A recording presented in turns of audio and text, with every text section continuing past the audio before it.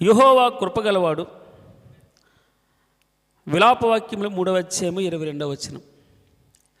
యెహోవా కృపగలవాడు, ఆయన వాత్సల్యత ఎడతెగక నిలిచినది గనుక మనము నిర్మూలము కాకున్నవారు.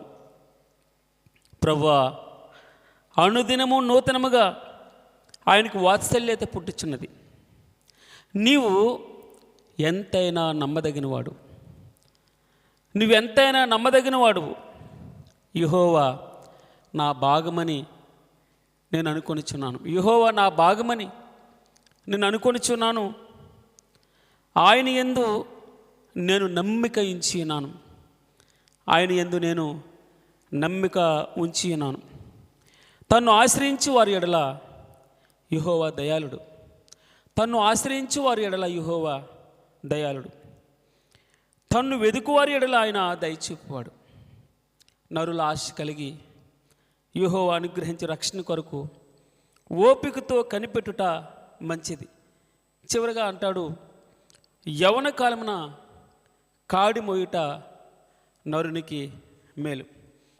కీర్తన 16వ అధ్యాయము 5లో యెహోవా నా స్వాస్థ్య భాగము, నా పానీయ భాగము, నీవే నా భాగమును కాపాడుచున్నావు. యెహోవా నా స్వాస్థ్య భాగం, నా పానీయ భాగం, నీవే నా భాగమును కాపాడుచున్నావు. మనోహరమైన స్థలములో నాకు పాలు ప్రాప్తించెను, శ్రేష్టమైన స్వాస్థ్యము నాకు కలిగను. 8వ వచనంలో చెప్తాడు, సదాకాలము యెహోవా యందు నా గురి నిలుపుచున్నాను. సదాకాలము యెహోవా యందు నా గురి నిలుపుచున్నాను. ఆయన నా కుడి పార్శ్వమందు ఉన్నాడు గనుక నేను కదల్చబడను.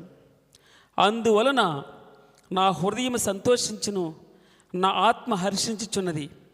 నీ సన్నిధిని ప్రభువా, నీ సన్నిధిని సంపూర్ణ సంతోషము కలదు. నీ కుడి చేతిలో నిత్యము సుఖములు కలవు తండ్రి. అదే కీర్తన 73:26లో చెప్తాడు, ఆకాశమందు ప్రభువా, నీవు తప్ప నాకెవరున్నారు?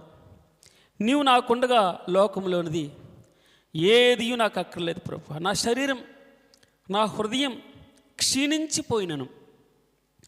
దేవుడు నిత్యము నా హృదయమునకు ఆశ్రయదుర్గమును స్వాస్థ్యమునై ఉన్నాడు.